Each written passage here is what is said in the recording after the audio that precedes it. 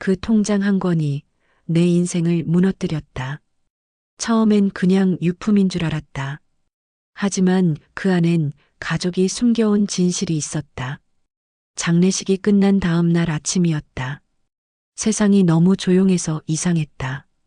문상객들이 떠난 집엔 냉장고 모터 소리만 웅웅거리며 공간을 채우고 있었다. 거실 한가운데 놓인 영정사진 속 시어머니는 여전히 미소를 짓고 계셨는데 저 웃음이 왜 이렇게 무섭게 느껴지는지 몰랐다. 아니, 알고 싶지 않았는지도 모른다. 손끝이 차가웠다. 입술은 바짝 말라 있었고 목구멍 어딘가에서 무언가 걸린 듯한 느낌. 물을 마셔도 나아지지 않는 건 마찬가지였다. 남편은 새벽부터 안방 정리를 시작하고 있었다. 시누이도 함께였다. 검은 상복 대신 회색 니트를 입은 그녀는 말이 없었는데 평소보다 더 무표정한 얼굴. 두 사람은 옷장을 열고 서랍을 뒤지고 오래된 이불을 꺼내며 바쁘게 움직였다. 말은 주고받지 않았지만 손놀림은 빨랐다. 무언가를 찾고 있는 것처럼 보였다. 부엌에서 물을 끓이면서도 시선은 그쪽을 향했다. 뭔가 이상했다. 유품 정리 속도가 너무 빠른 게 아닌가 싶었다. 시누이는 평소 집안일을 거의 하지 않는 사람인데 오늘따라 유난히 부지런해 보였다. 서두르는 게 아니라 급한 것처럼 느껴졌다. 여기 뭐 있어? 남편의 목소리가 낮게 깔렸다. 옷장 깊숙한 곳에서 작은 금고가 나왔다. 먼지가 수북이 쌓인 회색 철제 상자였는데 크기는 신발 상자만 했다. 남편은 잠시 망설이더니 시누이에게 눈짓을 보냈다. 시누이가 고개를 끄덕이며 입술을 꾹 다물었다.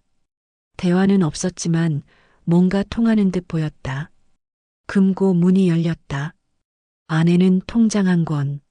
낡은 파란색 표지에 모서리가 달아있는 것이 오래전부터 그 안에 있었던 게 분명했다.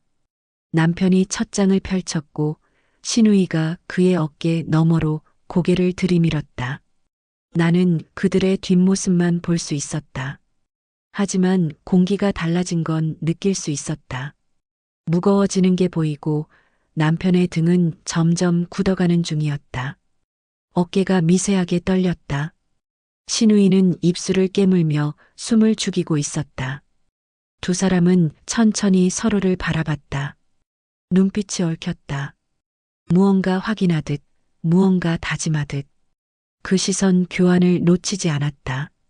숫자가 보이진 않았지만 적지 않은 금액인 게 분명했다. 아주 큰 돈일 것이다. 얼마야? 내 목소리가 먼저 나갔다. 남편은 통장을 덮으며 고개를 돌렸고 시누이는 시선을 피했다. 아무도 대답하지 않는 침묵. 거실엔 다시 냉장고 소리만 남아 웅웅거렸다. 귓속을 파고드는 저 소리. 이건 우리 일이지. 신경 쓰지 마. 남편의 말투가 차갑게 식어 있었다. 우리 일인데 왜 난 모르는 거야? 떨리는 목소리로 물었지만 대답은 없었다. 남편이 금고를 닫았다. 찰칵. 잠금새 소리가 유난히 크게 울렸다. 시누이는 가방을 챙기며 자리에서 일어섰고 나 먼저 갈게라는 짧은 인사만 남긴 채 나갔다. 현관문이 닫혔다. 쿵. 진동이 바닥을 타고 올라왔다. 혼자 남았다. 통장 속 숫자를 보지 못했지만 대충은 짐작할 수 있었다. 남편과 시누이의 표정이 그걸 말해주고 있었으니까. 상상보다 훨씬 큰 돈. 그래서 굳은 것이고, 그래서 나를 배제한 것이다. 부엌으로 돌아왔다. 주전자에서 김이 모락모락 피어오르고 있었다. 물은 이미 다 끓어버린 상태. 불을 끄고 찬물을 받아 마셨다. 목구멍이 따갑고 손은 여전히 차가웠다. 거실 소파에 남편이 앉아 있었다. 금고는 그의 무릎 위에 놓여 있었고 손으로 천천히 쓰다듬는 중. 마치 애완동물을 쓰다듬듯. 저 안에 뭐가 들어있길래. 저 속에 얼마나 큰 비밀이 숨어 있길래 저녁을 먹지 않았다. 배가 고프지 않았다는 게 정확할까? 아니, 배가 고픈지조차 알 수 없는 상태. 입맛이 완전히 사라져버린 것 같았다. 남편도 식사를 거르긴 마찬가지였는데 금고를 들고 안방으로 들어가더니 문을 닫아버렸다. 딸깍 잠그는 소리까지 선명하게 들려왔다. 밤이 왔다. 남편은 일찍 잠들었는지 규칙적인 숨소리. 천장을 바라보며 누워 있었는데 어둠 속에서 금고의 형태가 떠올랐다. 파란 통장 표지도 보였고 남편과 시누이가 나눈 그 눈빛도 선명했다. 왜 숨기려는 걸까? 왜 나에게는 말하지 않는 걸까? 왜 나만 빼놓는 걸까? 눈을 감았다 떴다. 시계를 보니 새벽 2시. 남편은 여전히 자고 있었는데 옆구리를 벽 쪽으로 돌린 채 평소보다 깊이 잠든 것 같기도 하고 자는 척하는 것 같기도 했다. 이불을 걷어찼다. 발끝이 차가운 마룻바닥에 닿으며 오싹한 기운. 거실로 나왔는데 영정사진 속 시어머니가 여전히 웃고 계셨다. 저 웃음 뒤에 뭐가 숨어 있는 걸까? 저분은 알고 계셨을까? 이 돈이 가족을 갈라놓을 거라는 걸. 통장 한 권이 모든 것을 바꿔놓을 거라는 걸. 그래서 금고 속에 숨겨두신 건 아닐까? 아침이 밝아올 때까지 잠들지 못했다. 창밖이 희끄무레하게 변해가는 중이었고 새들이 울기 시작했다. 남편은 여전히 자고 있었다. 금고는 옷장 안 어딘가에 숨겨져 있을 것이다. 저 안의 통장, 저 속의 숫자들. 그날 이후 나는 잠을 이루지 못했다. 장례식이 끝난 지 이틀째 되던 날, 남편이 달라졌다. 아침에 일어나면 곧바로 휴대폰을 확인하고 식사 중에도 화면만 들여다보는 모습이 낯설었다. 누가 전화를 걸어오면 자리를 피해 복도로 나가 목소리를 낮춰 통화하는 모습이 반복됐다. 알았다는 말과 처리하겠다는 대답만 짧게 오갔다. 밥상머리에서도 말이 없어졌다. 예전 같으면 국이 짜다거나 반찬이 맛있다는 말쯤은 했을 텐데 요즘은 숟가락 소리만 들렸다. 제각제각. 시계 초침 소리가 유난히 크게 들리는 아침이었다. 외출 준비를 하는 남편에게 어디 가느냐고 물으니 은행이라는 짧은 대답만 돌아왔다. 무슨 일이냐고 다시 물었지만 정리할 게 있다는 말뿐. 시선은 피한 채 구두끈을 묶고 있었다. 현관문이 닫히며 쿵 소리가 났고 진동이 바닥을 타고 올라왔다. 혼자 남았다. 설거지를 하면서도 머릿속은 복잡했다. 남편이 가진 금고는 아직도 안방 어딘가에 숨겨져 있을 것이고 그 안에 통장. 6억 8천만 원이라는 숫자가 남편을 바꿔놓은 게 아닐까 하는 생각이 들었다. 오후가 되자 시누이에게서 전화가 왔다. 남편이 집에 있느냐는 물음에 은행 갔다고 대답하자 시누이가 또? 라고 되물었다. 그 한 글자에 귀가 쫑긋해졌다. 어제도 갔었냐고 물으니 어제 오전 은행 앞에서 봤다는 대답이 돌아왔다. 시누이는 목소리를 조금 낮추며 남편이 통장건에 대해 뭐라고 말했냐고 물었다. 아무 말도 안 한다고 대답했다. 그렇구나 하는 짧은 반응과 함께 통화가 끝났다. 하지만 또라는 한 글자가 머릿속에서 맴돌았다.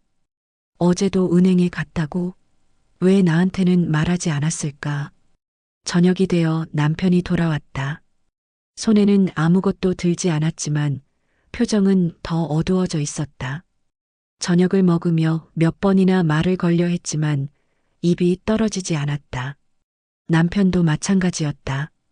포크로 음식을 찍고 씹고 삼키는 기계적인 동작만 반복됐다. 설거지를 하다가 발견했다. 남편의 재킷이 소파에 걸려 있었고 주머니가 살짝 뒤집혀 있었다.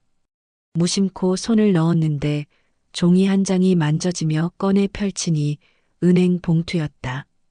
안에는 서류가 접혀 있었다. 예금 해지 신청서 복사본.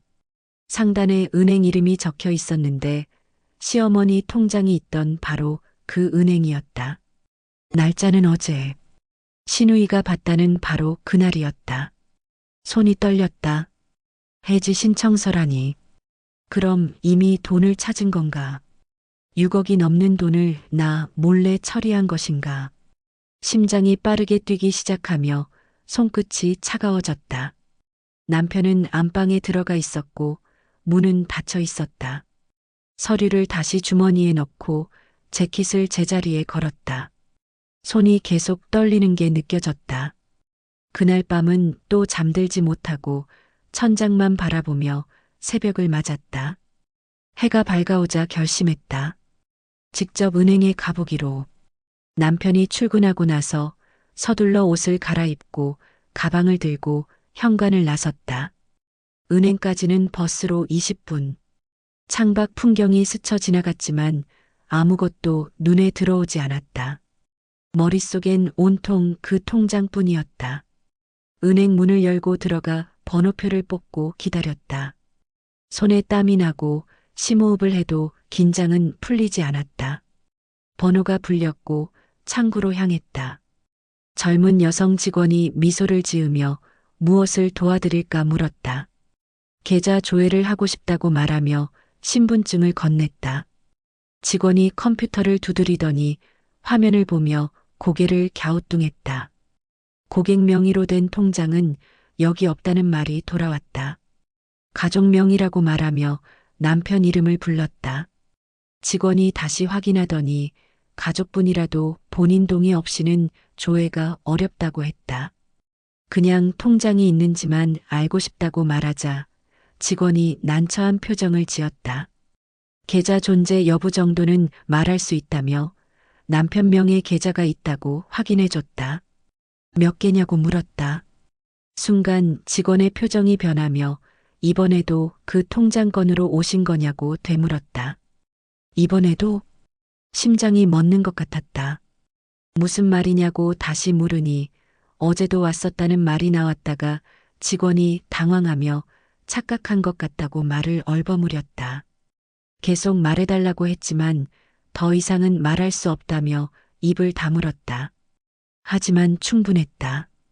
이번에도라는 말, 그 통장 건이라는 표현, 그건 통장이 하나가 아니라는 뜻이었다. 은행을 나왔다. 다리에 힘이 풀리며 건물 밖 벤치에 주저앉았다.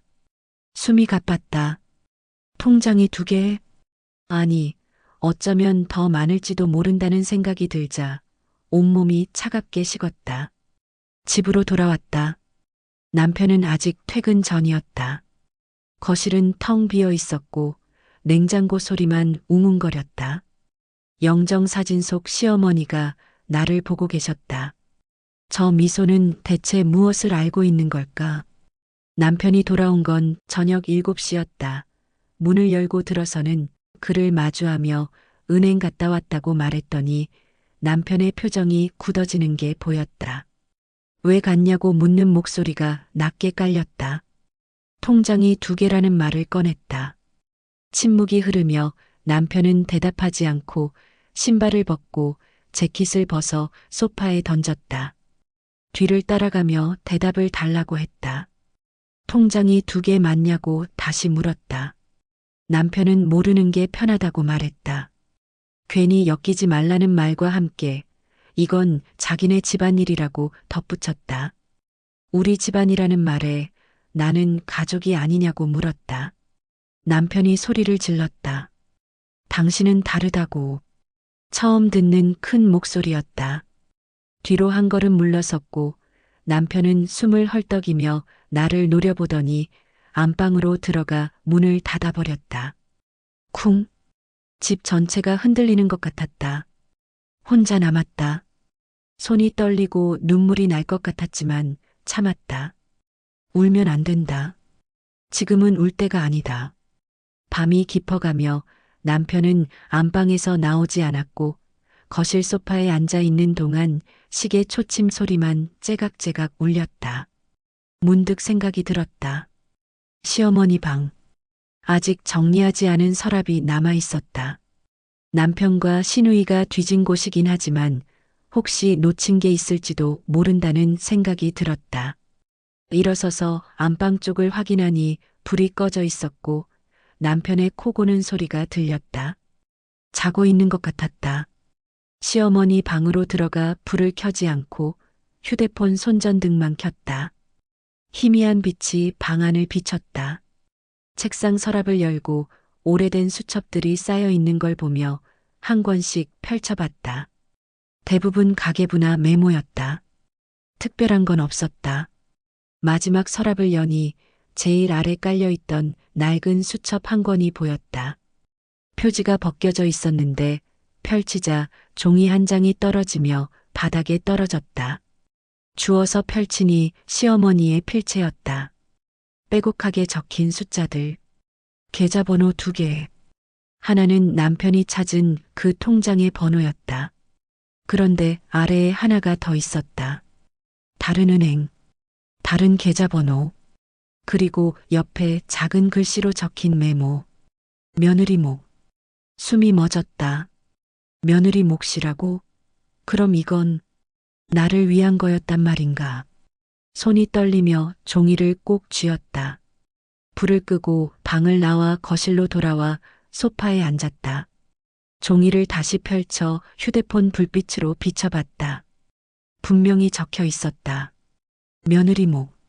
왜 시어머니는 이렇게 남기신 걸까? 왜 남편과 시누이에게는 하나, 나에게는 따로 하나를 남기신 걸까? 그날 밤 나는 더 이상 눈을 감을 수 없었다. 새벽까지 잠을 못 이루며 천장만 바라보고 있었다.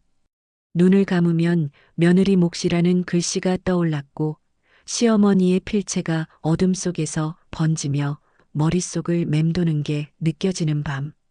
남편의 숨소리는 규칙적으로 들렸지만 그 소리조차 낯설게 느껴지는 새벽이었다. 이불을 뒤척이며 몇 번이나 눈을 떴다 감았는지 모를 정도로 잠을 이루지 못하고 창밖이 희끄무레하게 밝아올 때까지 그렇게 밤을 보냈다. 해가 뜨자 남편이 먼저 일어나 세수를 하고 옷을 갈아입더니 가방을 챙기기 시작하는 모습이 보였다. 나는 눈을 감은 척 누워 있으면서 남편의 움직임을 느끼고 있었다. 남편이 방문을 열고 나가는 소리가 들렸고 거실을 지나 현관으로 향하는 발소리가 조심스럽게 이어지는 게 느껴졌다. 현관문이 닫히는 소리. 쿵. 그 소리가 집안에 울리자 그제야 눈을 뜨고 천천히 일어나 거실로 향했다. 식탁 위에 메모지 한 장이 놓여 있는 게 눈에 들어왔다. 남편의 글씨. 정리 끝나면 얘기하자. 라고 짧게 적혀 있는 메모. 정리. 그 단어가 머릿속에 꽂히며 떨어지지 않았다. 무엇을 정리한다는 건지, 이미 돈을 찾았으면서 아직도 정리할 게 남았다는 건지 도무지 이해할 수 없는 상황이었다. 주방으로 가서 커피를 끓이기 시작했다. 물이 끓는 소리가 유난히 시끄럽게 들리며 귀를 파고드는 느낌. 보글보글. 커피포트가 흔들리며 김을 뿜어내는 모습이 보였다. 컵에 커피를 따르고 한 모금 마셨지만 쓰기만 하고 목구멍을 넘어가는 쓴맛이 입안 가득 퍼지며 속이 쓰렸다. 컵을 내려놓고 한참을 멍하니 앉아 있으면서 시간이 흘러가는 걸 느꼈다. 시계를 보니 오전 8시, 시누이에게 전화를 걸어야겠다는 생각. 더 이상 이 상황을 이해하지 못한 채 넘어갈 수는 없을 것 같았다. 휴대폰을 집어들고 시누이 번호를 누르며 신호음을 기다리는 동안 신호음이 3번, 4번 울렸다. 5번째 신호음이 울릴 때 겨우 전화를 받는 소리가 들렸다. 시누이의 목소리가 피곤하게 들려왔다. 언니냐고 묻는 목소리에 그렇다고 짧게 대답하며 그 통장 말인데 왜 오빠랑 시누이만 아는 거냐고 물으니 침묵이 길게 이어지는 게 느껴졌다.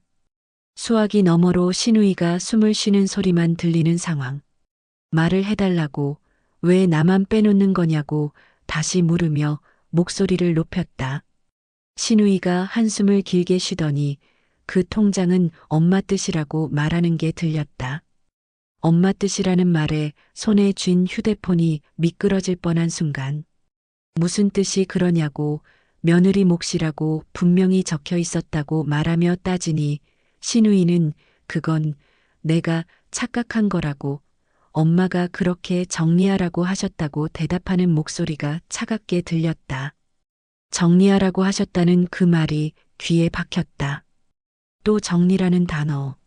무슨 정리를 그렇게 하느냐고 나한테 남긴 건 왜 너희가 정리하느냐고 목소리를 높이며 따져 물으니 신우이는 이건 자기네 집안일이라고 나는 몰라도 된다고 말하며 선을 그었다.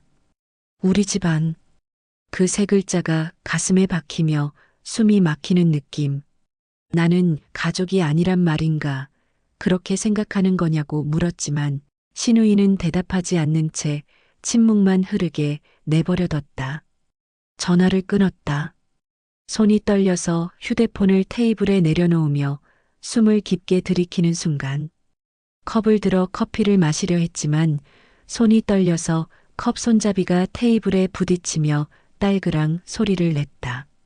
그 소리가 텅 빈 거실에 울리는 가운데 커피는 이미 식어 있었고 한 모금 마셨지만 아무 맛도 느껴지지 않는 채 목구멍을 넘어갔다. 오후가 되어 남편에게 문자를 보내기 시작하는 시간. 오늘 일찍 와달라고 할 말이 있다고 적어 보내며 답장을 기다리는 동안 답장은 오지 않았다. 읽음 표시도 뜨지 않는 걸 보니 일부러 무시하는 것 같은 느낌. 1시간이 지나고 2시간이 지나도 아무 답이 없는 채 시간만 흘러가는 오후였다. 시간이 느리게 흐르는 게 느껴지는 가운데 거실 소파에 앉아 멍하니 시계만 바라보며 기다리는 시간. 초침이 한 칸씩 움직이는 소리가 들렸다. 째각째각. 그 소리만 거실을 채우며 고요함 속에 울리는 순간. 창밖을 보니 해가 기울고 있었다. 오후 5시, 6시. 시간은 계속 흘렀지만 남편은 돌아오지 않는 채 저녁이 다가오는 중이었다. 저녁 7시가 되어서야 현관문이 열리는 소리가 들렸다. 신발 벗는 소리, 가방 내려놓는 소리가 이어지며 남편이 돌아온 걸 알 수 있는 순간 나는 식탁에 앉아 기다리고 있었다. 식탁 위엔 며느리 몫이라고 적힌 그 종이를 펼쳐놓고 남편을 기다리는 중 남편이 거실로 들어오며 식탁 위의 종이를 보더니 걸음이 멈추고 표정이 굳어지는 게 보였다. 이게 뭐냐고 물으며 종이를 가리켰다.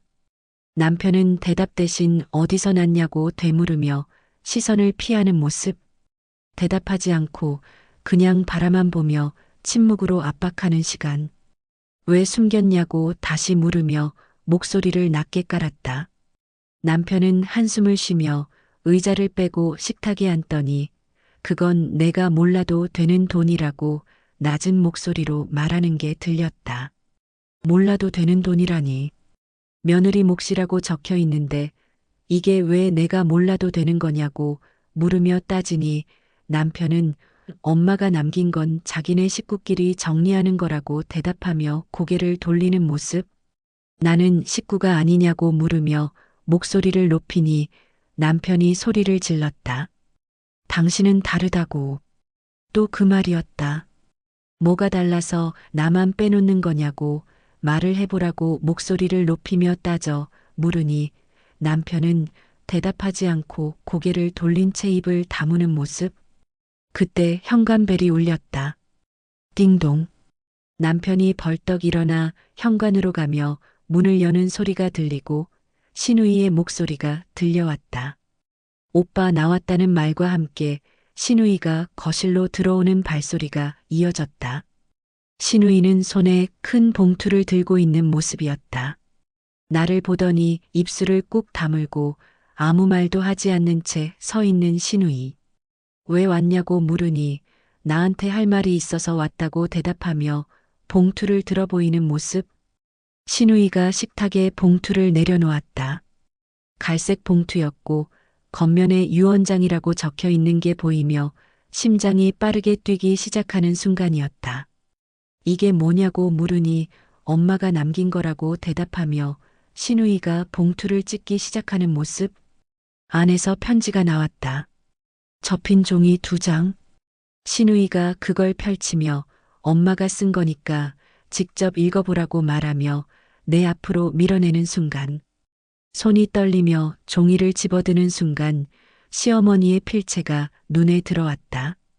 내가 남긴 돈은 남편과 며느리 2사람 모두의 몫으로 남긴다. 숨이 멎는 것 같은 순간 2사람이 함께 나눠 쓰길 바란다. 그것이 내 마지막 바람이다. 신우이의 얼굴이 창백하게 변하는 게 보이며 입술이 파르르 떨리는 모습. 남편도 말을 잃고 멍하니 서 있는 장면.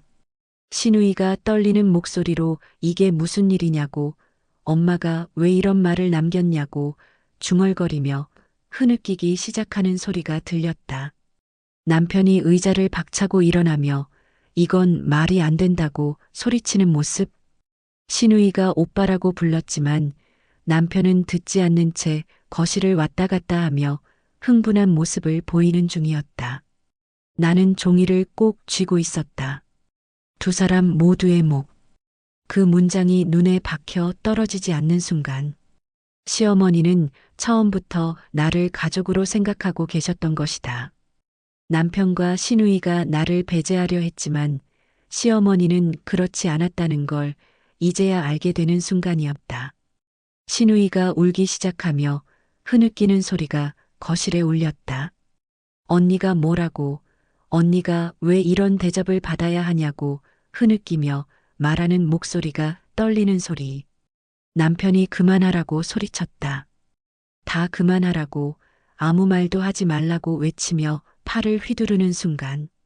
그때 식탁 위의 컵이 바닥으로 떨어졌다. 와장창 깨지는 소리가 거실 전체에 울리며 침묵을 깨는 순간이었다. 남편이 안방으로 뛰어들어가며 문을 쾅 닫아버렸다. 쿵. 집 전체가 흔들리는 것 같은 진동. 신우이는 울면서 가방을 집어들며 일어서는 모습. 나를 보며 미안하다고, 정말 미안하다고 중얼거리며 현관으로 향하는 신우이. 문이 열리고 닫히는 소리. 딸깍.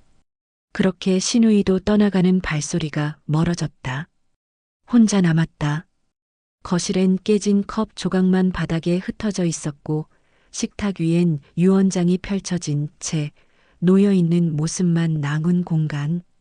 종이를 다시 집어들고 천천히 읽으며 한 글자 한 글자 눈으로 따라가는 시간. 2사람 모두의 목. 그 문장을 몇 번이나 되풀이해서 읽으며 의미를 곱씹었다. 그제야 알았다. 숨긴 건 돈이 아니라 마음이었다는 걸. 나를 가족으로 인정하고 싶지 않았던 그 마음을. 시어머니가 남긴 건 돈이 아니라 그 마음을 시험하는 편지였던 것이라는 걸 깨닫는 순간 남편과 신우이는 시험에 떨어졌다. 나를 배제하려 했고 돈을 독차지하려 했으며 시어머니의 뜻을 어기려 했던 것이다. 시어머니의 영정사진 앞으로 걸어가며 무릎을 꿇고 앉는 순간 사진 속에서 시어머니가 웃고 계셨다. 이제야 그 웃음의 의미를 알 것 같은 느낌. 모든 걸 알고 계셨던 것이다. 자식들이 며느리를 어떻게 대하는지, 돈 앞에서 어떻게 변하는지 다 알고 계셨던 것이라는 생각이 드는 순간, 그래서 이런 유언장을 남기신 것이리라.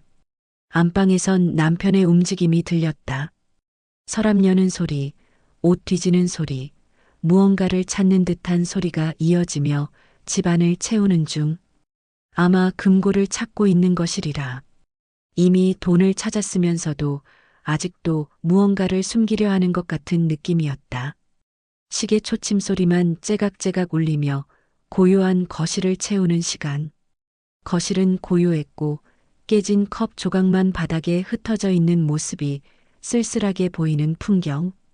유언장을 다시 한번 읽으며 시어머니의 필체를 따라가는 동안 시어머니의 필체가 떨려 보였다. 아프신 몸으로 이 글을 쓰셨을 텐데 얼마나 힘드셨을까 하는 생각이 드는 순간이었다. 돈을 얻었다. 하지만 사람을 잃었다. 남편은 나를 가족으로 보지 않았고 시누이도 마찬가지였다는 걸 확인하는 순간 시어머니만이 나를 가족으로 여기고 계셨지만 그분은 이미 떠나셨다. 남은 건 돈뿐이었다. 차갑고 무거운 돈. 사람을 잃고 돈을 얻었다. 그것이 이 집안의 진실이었다. 유언장을 본 다음 날 아침, 집안은 정적에 잠겨 있는 공간이었다. 남편은 안방 문을 잠그고 나오지 않는 채 하루 종일 그 안에서 지내고 있었다. 식탁엔 여전히 깨진 컵 조각이 흩어져 있었고 유언장은 펼쳐진 채로 그대로 놓여 있는 모습. 두 사람 모두의 몫이라는 문장이 눈에 들어올 때마다 가슴이 먹먹해지는 느낌이었다. 냉장고 소리만 웅웅거리며 집안을 채우고 있는 시간. 시계 초침 소리. 째각째각. 그 소리만 거실에 울리며 시간이 흐르는 걸 알려주는 순간. 창밖으로 바람이 불어오는 소리가 들렸지만 집안은 여전히 고요한 채 아무 움직임도 없는 공간이었다. 소파에 앉아 멍하니 유언장을 바라보며 시간을 보내고 있었다. 며느리 목. 시어머니는 나를 생각하고 계셨던 것이다.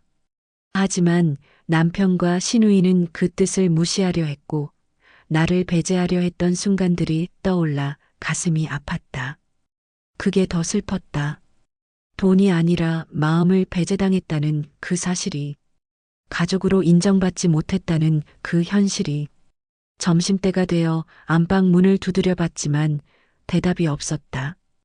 밥을 먹으라고 말을 걸었지만 아무 소리도 들리지 않는 채 침묵만 흐르는 시간. 그냥 문 앞에 밥을 담은 그릇을 두고 오는 게 전부였다. 저녁이 되어 확인하니 접시는 비워져 있었지만 남편의 얼굴은 볼 수 없는 하루였다. 이틀이 지나는 동안 집안의 정적은 더욱 깊어져만 갔다. 남편은 여전히 안방에서 나오지 않는 채 문을 잠그고 지내는 중이었다. 가끔 화장실 가는 소리가 들렸고 물 흐르는 소리가 들렸지만 그것뿐이었다. 말을 걸어도 대답이 없고 문을 열어달라고 해도 아무 반응이 없는 시간들이 이어지며 집안은 점점 더 무거운 공기로 가득 찼다. 새벽 3시쯤 됐을 때였다. 잠을 이루지 못하고 뒤척이다가 거실로 나왔는데 안방 문이 살짝 열려 있는 게 보이는 순간 남편이 거실에 나와 소파에 앉아 있는 모습이 보였다. 시어머니의 영정 사진을 멍하니 바라보고 있었다. 다가가지 않고 그냥 멀리서 지켜보며 서 있는 채로 남편의 뒷모습을 바라봤다. 남편이 한숨을 길게 쉬는 소리가 들리더니 중얼거리는 목소리가 희미하게 들려왔다. 엄마가 왜 그랬을까 하는 말이었다. 그 말이 가슴에 박히며 무언가 뭉클한 감정이 올라오는 느낌. 왜 그랬을까? 시어머니는 왜 그런 유언장을 남기셨을까? 남편도 이제야 생각하는 것 같았다.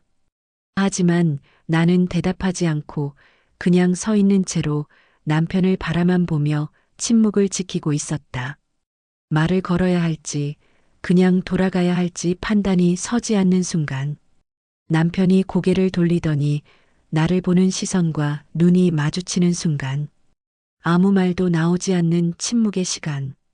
남편이 천천히 일어서더니 현관으로 향하며 신발을 신기 시작하는 모습이 보였다.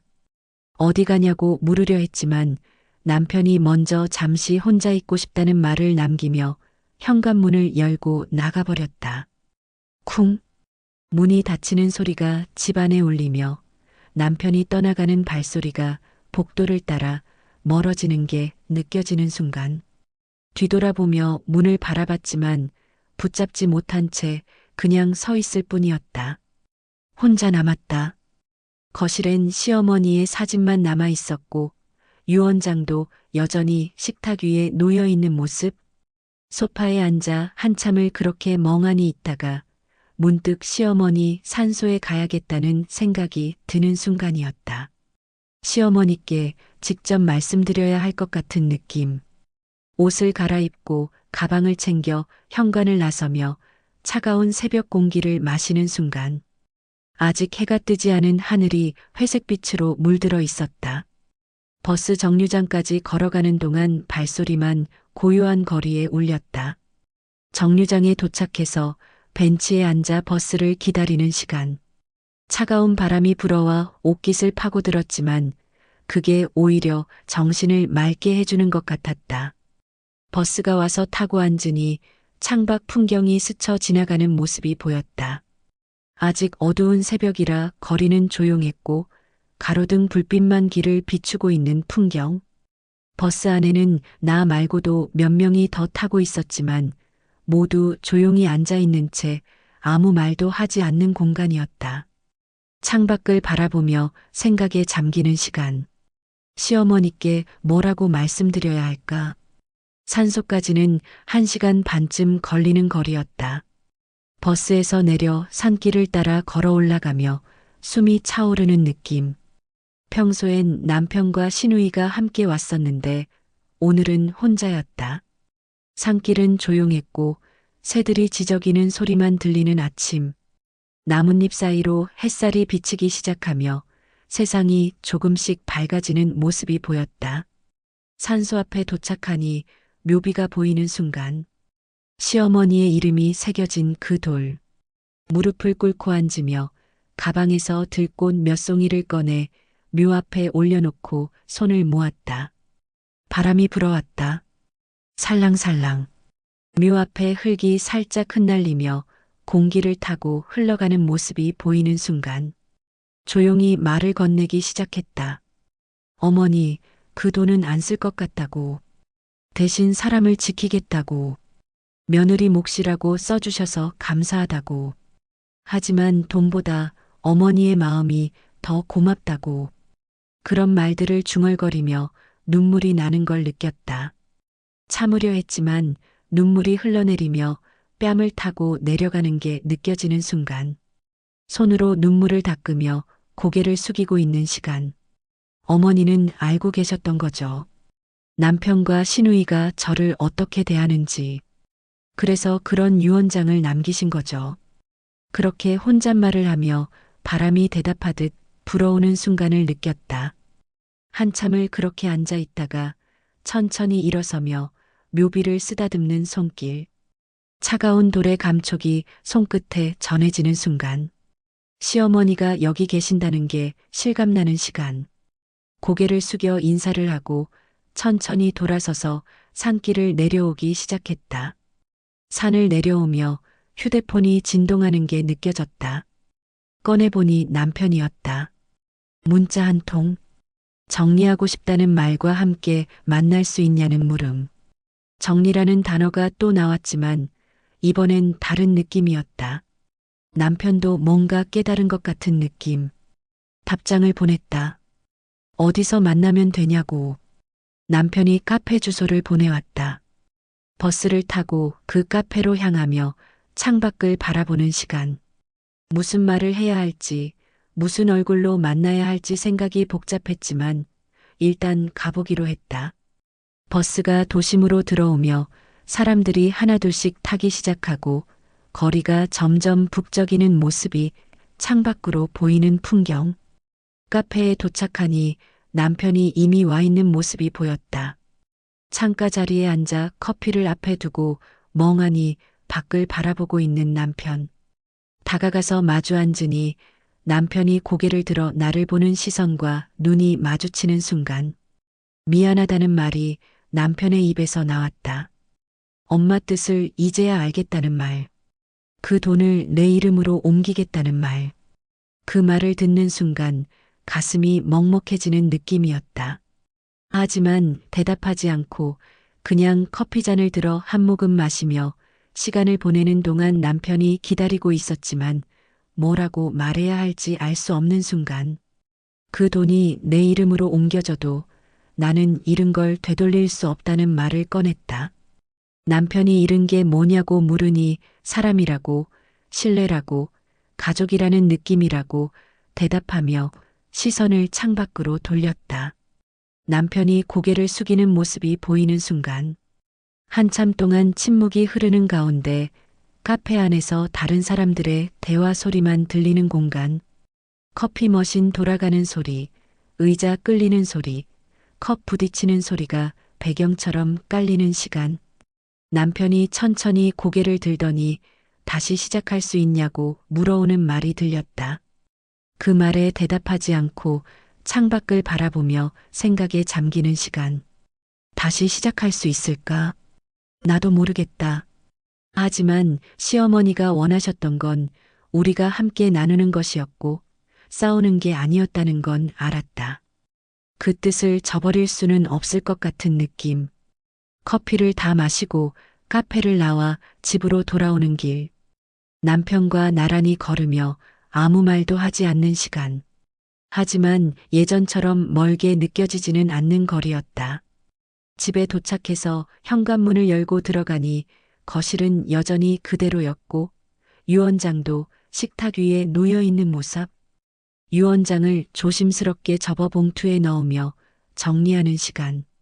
시어머니의 사진 앞으로 가서 초를 켜고 불을 바라보며 말을 건네기 시작했다.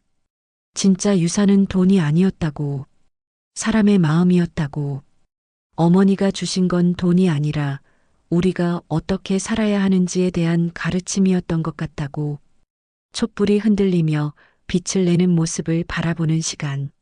남편이 옆에 와서 나란히 서는 기척이 느껴졌다.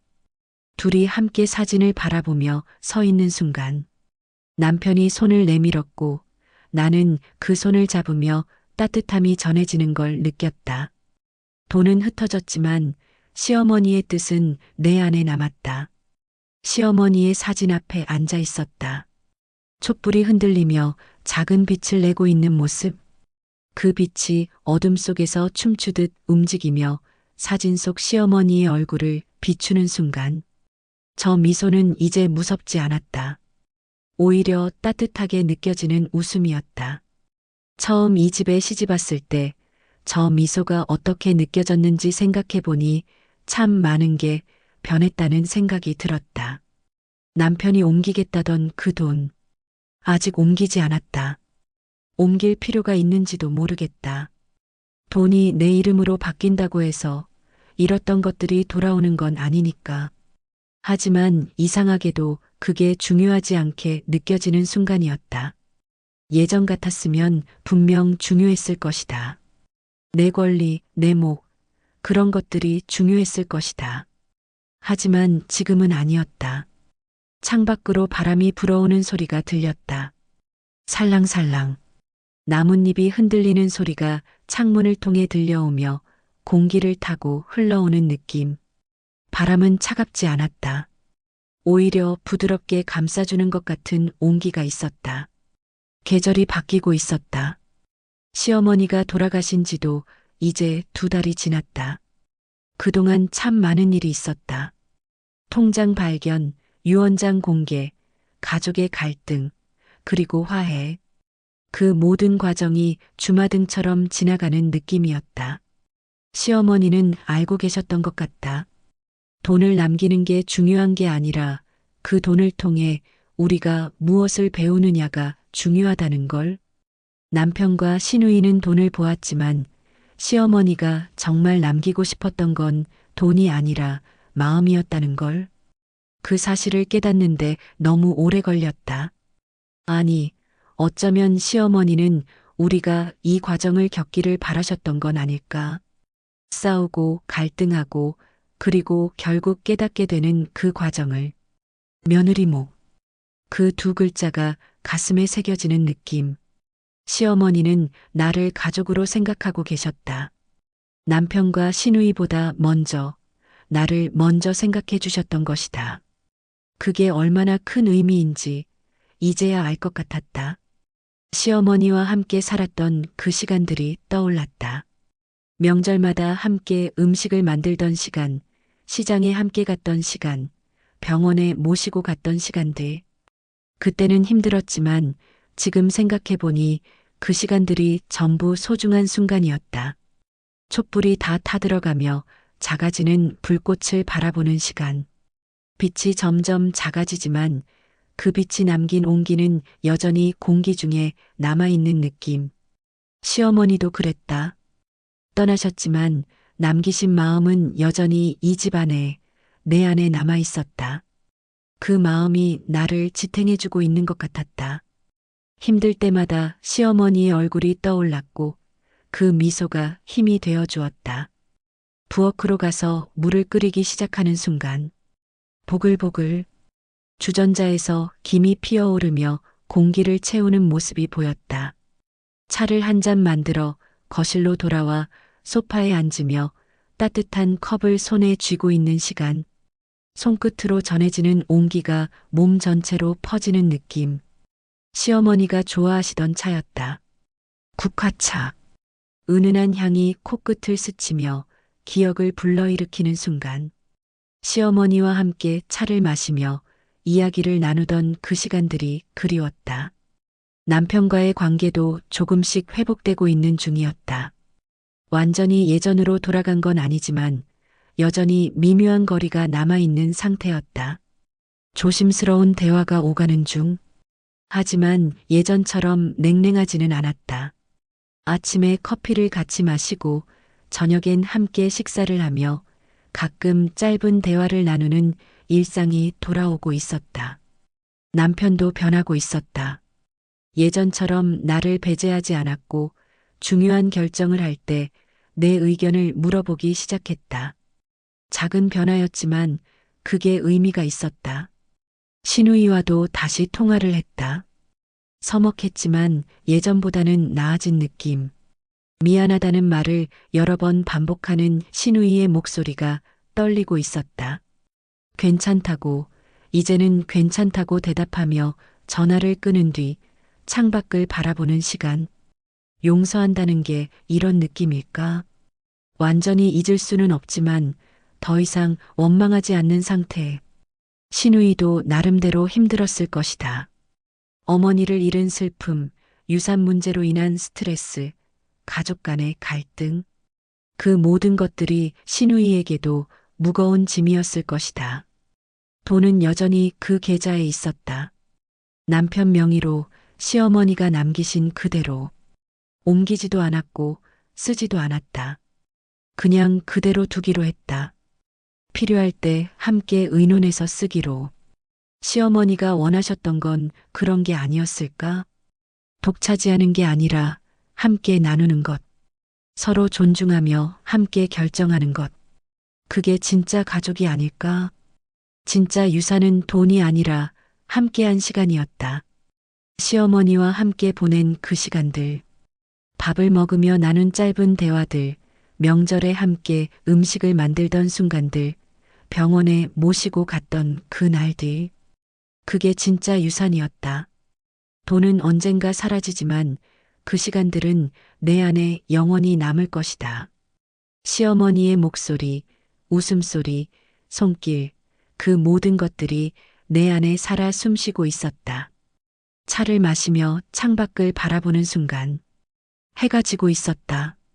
붉은 노을이 하늘을 물들이며 세상을 따뜻한 빛으로 감싸는 풍경. 저 노을처럼 시어머니도 떠나시며 따뜻한 빛을 남기고 가신 것 같았다. 그 빛이 나를 비추고 남편을 비추고 이 가족 전체를 비추고 있었다. 남겨진 통장은 닫혔지만 마음은 열렸다. 시어머니는 돈이 아닌 관계를 남기셨다. 남편과 나, 시누이와 나, 그리고 시어머니와 나. 그 관계들이 돈 때문에 흔들렸지만 결국엔 그 관계들이 더 단단해지는 계기가 되었다. 시어머니는 그걸 아셨던 것 같았다. 우리가 이 과정을 통해 성장하기를, 서로를 이해하기를, 진짜 가족이 되기를 바라셨던 것 같았다. 책상 서랍을 열어 그 종이를 꺼내 다시 펼쳐보는 순간 며느리 몫이라고 적힌 그 글씨, 시어머니의 필체가 떨려 보이는 순간 이 글씨를 쓰실 때 어떤 마음이셨을까? 아프신 몸으로 이 글을 쓰시며 무슨 생각을 하셨을까? 나를 생각하며 웃으셨을까? 아니면 걱정하셨을까? 종이를 다시 접어 서랍에 넣으며 천천히 닫는 순간 이제 그 종이는 더 이상 갈등의 증거가 아니었다. 사랑의 증거였다. 시어머니가 나를 사랑했다는, 가족으로 인정했다는 증거. 그게 얼마나 소중한지 이제 알았다. 촛불이 꺼졌다. 작은 연기가 피어오르며 공기 중으로 흩어지는 모습. 하지만 그 빛이 남긴 온기는 여전히 남아 있었다. 시어머니도 그랬다. 육신은 떠나셨지만 마음은 여전히 여기 남아 계셨다. 내 안에, 이 집 안에, 이 가족 안에. 시어머니의 사진을 바라보며 작게 속삭이는 순간. 어머니, 당신의 유산은 제 안에서 아직도 숨쉬고 있습니다.